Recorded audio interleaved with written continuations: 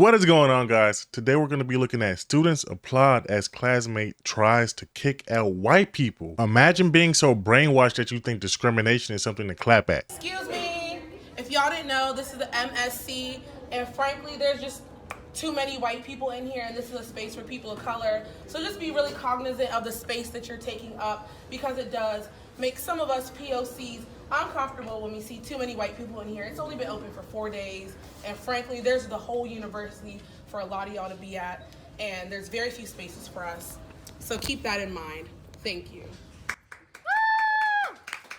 What? That it's not going to be this coddling of white tears. Hold on, let's not go to the second clip.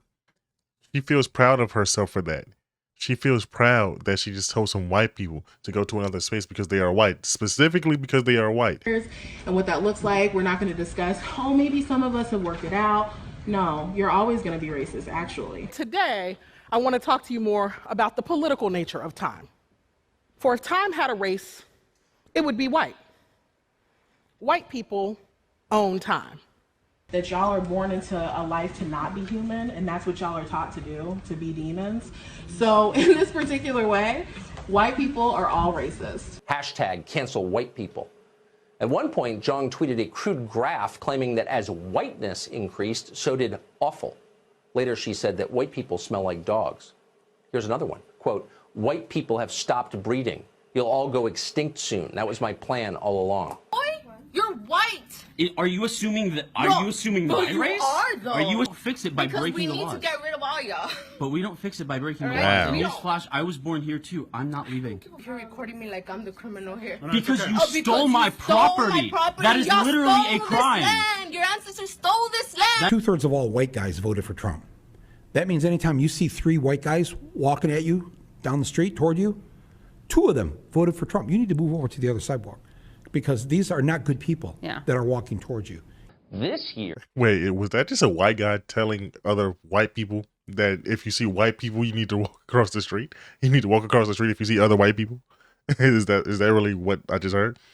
How delusional was this country to where a white man just told other white people, like across the table from him, that if you see white people, because they voted for Trump, that you have to walk across the street?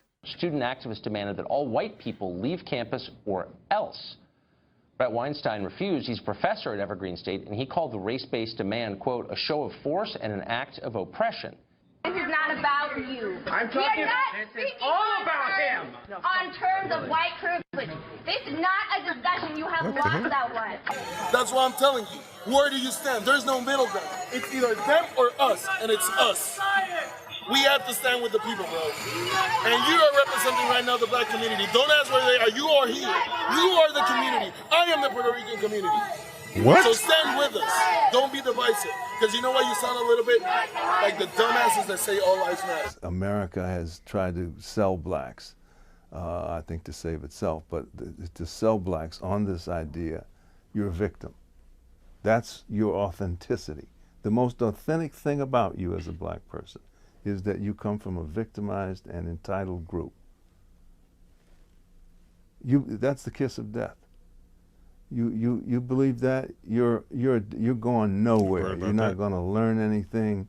You're stopped in your tracks. And you know, you can't do a worse thing to someone than to impose on them that kind of identity, as white Americans often do, as a way of then winning back moral authority for themselves. And it's a selfish thing to do. It's pernicious.